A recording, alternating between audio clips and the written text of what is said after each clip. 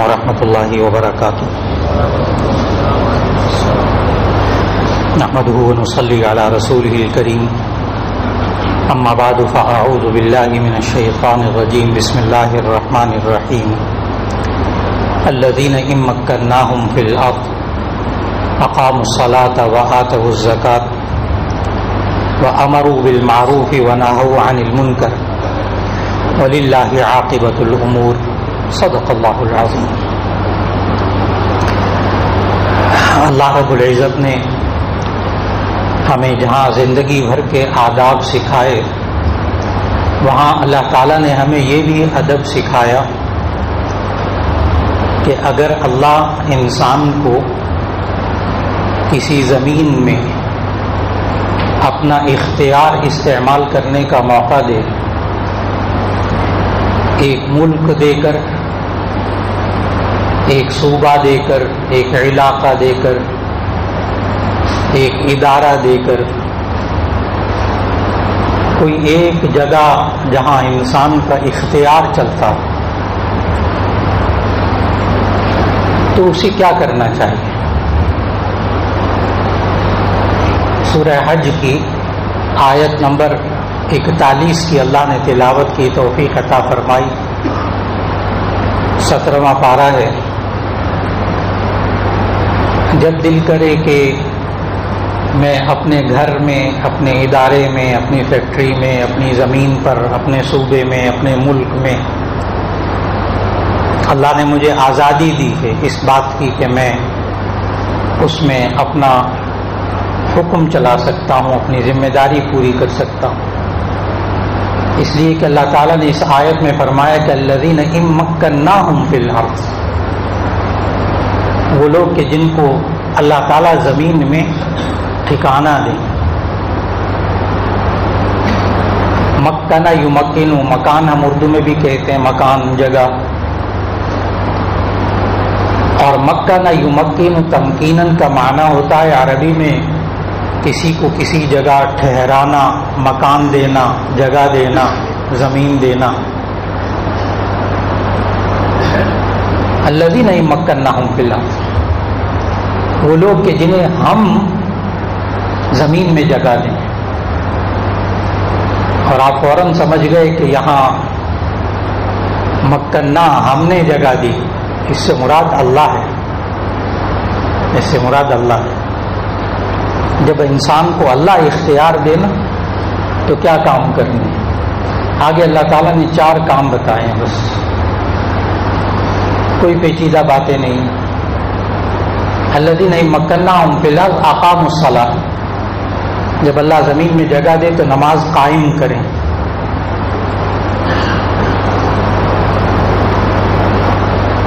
یہاں یہ نہیں کہا کہ نماز پڑھیں، صلو نہیں کہا. لوگوں کو یہی غلط فہمی ہوتی ہے، وہ کہتے ہیں ملک میں، صوبے میں، علاقے میں، اپنی فیکٹری میں، اپنے گھر میں نماز کا نظام ہم کیا نافذ کریں؟ نماز تو انفرادی عمل ہوتا ہے،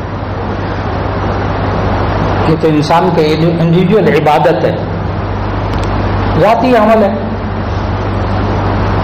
ذاتی عمل ہے نماز پڑھنا. اور یہاں جو اللہ نے حکم دیا وہ نماز پڑھنے کا حکم نہیں دیا. الفاظ پر غور کیجیے گا. الذین مکناہم فی الارض اقاموا الصلاۃ. حضرت شاہ ولی اللہ رحمہ اللہ نے حجت اللہ البالغہ میں اسی آیت کی تشریح کرتے ہوئے اقاموا الصلاۃ کا معنی بیان کیا کہ اقامہ کا معنی عربی کے اندر اقام یقیم اقامتاً کا معنی قائم کرنا، شائع کرنا، عام کرنا، نافذ کرنا. عربی ڈکشنری اٹھا کر دیکھیں، وہاں بھی آپ کو اقامہ کے معنی یہ ملے گا، قائم کرنا. الذین اقاموا الصلاۃ، وہ لوگ کہ جو نماز قائم کریں. خود تو پڑھنی ہے، باقی کے اوپر بھی ان کو بھی کہنا پڑے. اس سے کیا ہوگا؟ ثواب ملے گا آخرت میں. دنیا میں کیا ہوگا؟ اگر ہم اپنے گھر کے افراد کو، گھر کے ملازمین کو، اپنے کوک کو، باورچی کو، اپنے چوکیدار کو، اپنے گارڈ کو اپنے دفتر میں اپنے ماتحتوں کو جب ہم نماز کا کہیں گے، نماز کا پابند کریں گے، اقاموا الصلاۃ، اس سے ہوگا کیا پھر؟ اب 21ویں پارے کی پہلی آیت پڑھیے گا، اس کا ترجمہ پڑھیے گا. اتل ما اوحی الیک من الکتاب واقم الصلاۃ ان الصلاۃ تنہی عن الفحشاء والمنکر. اقم الصلاۃ، تم نماز قائم کرو. کیوں؟ کیا ہوگا اس سے دنیا میں، انسان کی زندگی میں؟ کہ ان الصلاۃ تنہی عن الفحشاء والمنکر، کہ نماز انسان کو بے حیائیوں اور برائیوں سے روکے گی.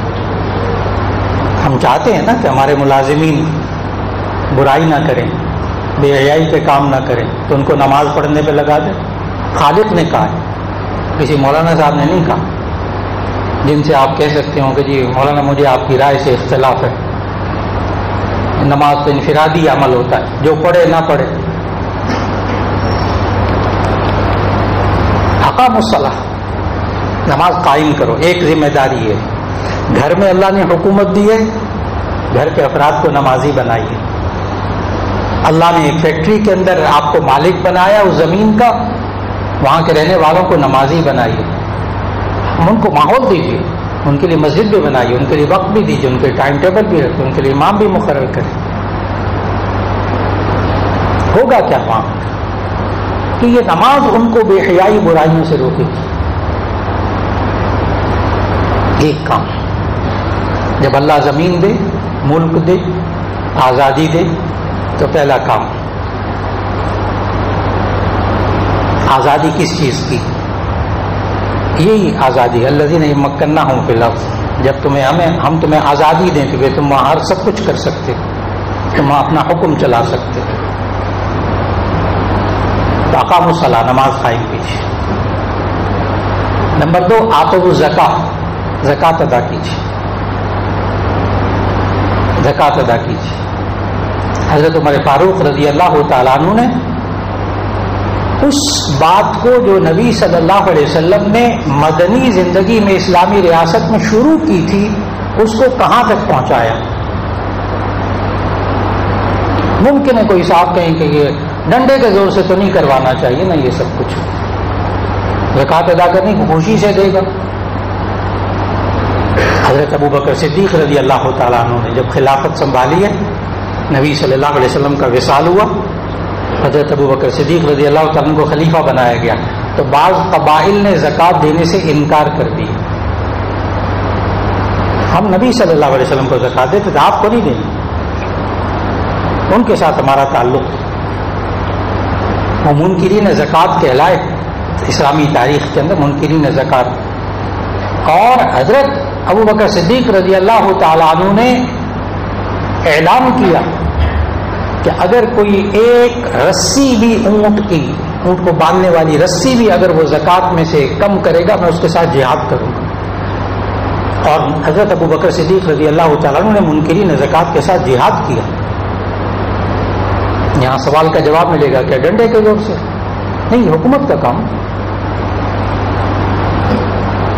الذین مکناہم فی الارض اقاموا الصلاۃ وآتوا الزکاۃ، زکوٰۃ ادا کریں. حضرت ابو بکر صدیق رضی اللہ تعالیٰ عنہ کا یہ معیار کہ انہوں نے پھر ان قبائل سے زکوٰۃ لے کے چھوڑی. پھر حضرت عمر رضی اللہ تعالیٰ عنہ کے دور میں عروج کیسے پہنچتا؟ 10 لاکھ مربع میل کے علاقے پہ حکومت کر رہے ہیں. اب آپ کو ایک سوال کا جواب ملے گا اس میں سے. 10 لاکھ مربع میل پہ حکومت کر رہے ہیں، اور اس 10 لاکھ مربع میل یعنی حضرت عمر رضی اللہ تعالیٰ عنہ کے دور خلافت میں جو ان کے پاس سرزمین تھی، جس ملک پہ ان کی سربراہی تھی، وہاں ان کے اپنے دور میں زکوٰۃ لینے والا کوئی غریب نہیں رہا تھا. اس 10 لاکھ مربع میل سے باہر زکوٰۃ خرچ کرنا پڑتا. غربت کا خاتمہ، خالی زکوٰۃ نہیں ادا ہو رہی، صرف 2.5%. اللہ کا نظام، ٹیکس اور چیز، زکوٰۃ اور چیز. Tax income per, income tax, زکوٰۃ بچت پر، بہت فرق ہے. آپ نے 10 لاکھ روپے رکھا ہوا ہے، ایک دفعہ بینک میں ڈالا، آپ پر انکم ٹیکس لگ گیا، چلو بس اب جب تک 10 لاکھ آپ کے پاس پڑا ہوا ہے نا اس پر ٹیکس نہیں لگے گا تا زندگی۔ FBR کو آپ حضرات بہت اچھی طرح سمجھتے ہیں، اس پر اب ٹیکس نہیں لگے، لیکن زکوٰۃ آپ کو 10 لاکھ کی ہر سال دینا پڑے گی۔ فرق آ رہا ہوگا سمجھ میں؟ زکوٰۃ بچت پر، یہ اللہ کا حکم ہے، ایک فرض انسان کے دل میں، صرف اس فرض کو ادا کیا جائے تو آج بھی دور فاروقی کی طرح ہم لوگ غربت ختم کر سکتے ہیں۔ آپ ملکی سطح پہ نہیں کر سکتے نا، تو صرف اپنے خاندان میں شروع کر دیجیے کہ سب سے پہلے میں اپنے خاندان کو دیکھوں گا۔ اس کو اقربا پروری نہیں کہتے، اقربا پروری اور چیز ہے، یہ تو نبی صلی اللہ علیہ وسلم نے سکھایا ہے۔ یہ کہنا کہ میں زکوٰۃ صرف اپنے رشتہ دار کو دوں گا یہ اقربا پروری نہیں ہے، یہ تو کچھ اور چیز ہے۔ نبی صلی اللہ علیہ وسلم نے فرمایا آپ عام غریب کو زکوٰۃ دیں 1 ثواب، اور رشتہ دار کو زکوٰۃ دیں 2 ثواب، ایک صلہ رحمی کا، ایک زکوٰۃ ادا کرنے کا۔ وہاں اقربا پروری نہیں آ رہی۔ اپنے رشتہ داروں سے شروع کر دیجئے کہ آج کے بعد میں جو زکوٰۃ دوں گا اس میں سب سے اول ترجیح اپنا خاندان، میں دیکھوں گا میرے قریب کون زکوٰۃ کا مستحق۔ آپ اپنی آنکھوں سے اپنی زندگی میں دیکھ سکتے ہیں کہ جو بندہ آج اپنے خاندان پر محنت کرے انشاءاللہ اس کے اپنے خاندان میں سے غربت ختم ہو جائے گی، محتاجی ختم ہو جائے گی۔ محتاجی صاحب نصاب، غربت کا خاتمہ صاحب نصاب پر زکوٰۃ ہوتی ہے۔ صاحب نصاب کون؟ 80,000 روپیہ یعنی 200 درہم۔ 200 درہم اس کے پاس بچے ہوئے ہوں اور سال بھر بچے رہیں تب کہیں جا کر اس پر زکوٰۃ فرض ہوتی ہے۔ اب 80,000 روپے ایک بندے کے پاس بچت ہوگی نا تب غربت کا خاتمہ ہوگا، یعنی اس کے پاس 80,000 روپے بچت پڑی ہوئی ہے تب کہا جائے گا یہ مستحق نہیں ہے زکوٰۃ کا۔ غربت کا وجود ختم ہو جاتا ہے اگر انسان زکوٰۃ کے نظام کو نافذ کر دے۔ خالق ہے وہ اللہ، خالق ہے اللہ۔ 2 کام ہو گئے۔ نمبر 1 نماز کا نظام قائم کرنا، جب اللہ زمین دے، جب اللہ ملک دے، آزادی دے، وہاں نماز کا نظام نافذ کیجیے۔ نمبر 2 اور ملک میں نے بتایا ملک کی بڑی بات ہو گئی نا، آپ کو فیکٹری دی اللہ نے، ایک ادارہ دیا ہے، ایک جگہ دی ہے، ایک زمین، ایک دفتر دیا ہے، اس میں آپ بڑے ہیں، آپ اپنے ماتحتوں کو نماز پہ لے آئیے۔ اپنے ماتحتوں کو دیکھیے، اگر وہ زکوٰۃ کے مستحق ہیں آپ اپنی زکوٰۃ تیار رکھیں ان کے ساتھ تعاون کرنے کے لیے۔ اپنے ورکروں کو، اپنے کام کرنے والوں کو آپ تنخواہ دیجیے، لیکن جو بچت ہے زکوٰۃ کی وہ رکھیے ذرا اپنے پاس۔ بچوں کی پیدائش ہے، آپریشن ہے، بیماریاں ہیں، فلاں ہے، اس کی زکوٰۃ سے مدد کیجیے۔ جہاں آپ کو اللہ نے حکومت دی اس دفتر کے اندر، اس فیکٹری کے اندر، اس ادارے کے اندر کیجیے۔ نمبر 3 اقاموا الصلاۃ وآتوا الزکاۃ۔ نمبر 3 وامروا بالمعروف، اور نمبر 4 ونہوا عن المنکر۔ اور آخر میں آیت ہے وَلِلَّهِ عَاقِبَةُ الْأُمُورِ، یہاں یہ آیت مکمل ہو رہی ہے۔ نمبر 1 امر بالمعروف، نمبر 2 اس میں نہی عن المنکر۔ امر بالمعروف نیکی کا حکم دینا، نیکی کا حکم دینا، جتنے اچھے کام ہیں اللہ اور اس کے رسول صلی اللہ علیہ وسلم نے بتائے ہیں اس کا آپ حکم دیجیے، کہیے، کہہ تو سکتے ہیں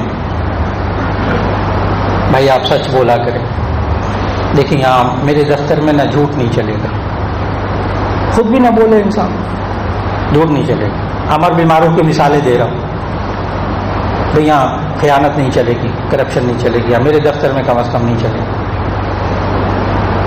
میری کلاس ہے میں پڑھاتا ہوں جی، میرے طلبہ جھوٹ نہیں بولتے، میرے طلبہ چوری نہیں کرتے، میرے طلبہ کسی کو مارتے نہیں، بھیجا تکلیف نہیں پہنچاتے۔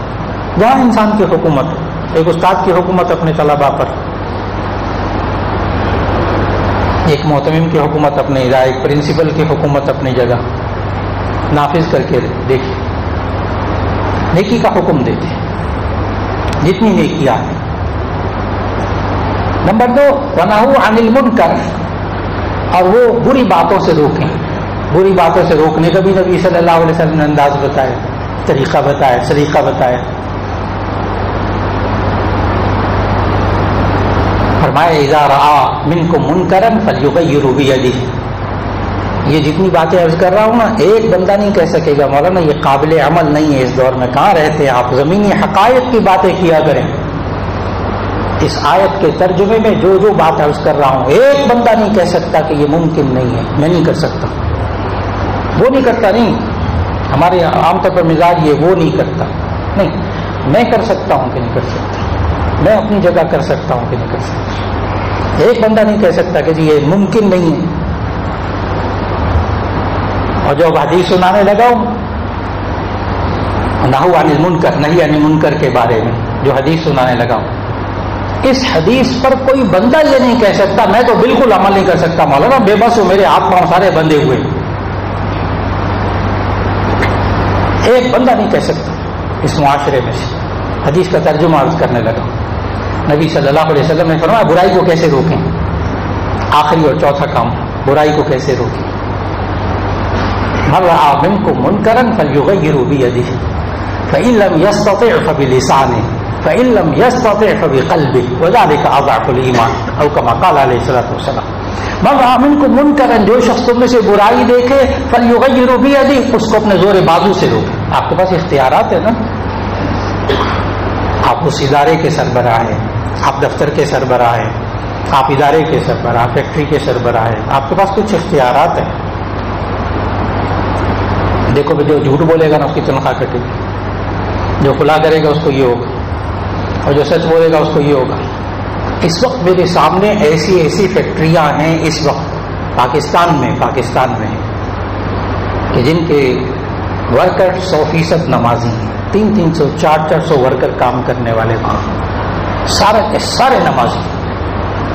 کچھ تو اثر ہوگا نا جو اللہ نے کہا ہے، لہٰذا ایک بات اپنے زور بازو کو استعمال کیجئے۔ کوئی نماز نہیں پڑھ رہا اس کے لیے، کوئی جھوٹ بول رہا ہے اس کے لیے، کوئی خیانت کر رہا ہے اس کے لیے، کوئی اور غلط بات کر رہا ہے اس کے لیے۔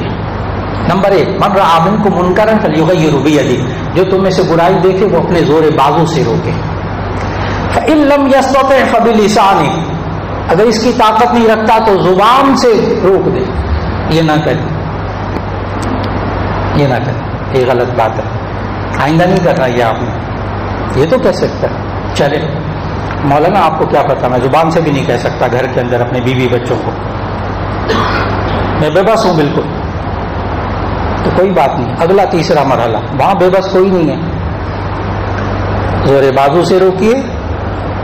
نمبر 2، زبان سے روکیے، اگر نہیں زور بازو نہیں استعمال کر سکتے، طاقت نہیں استعمال کرتے۔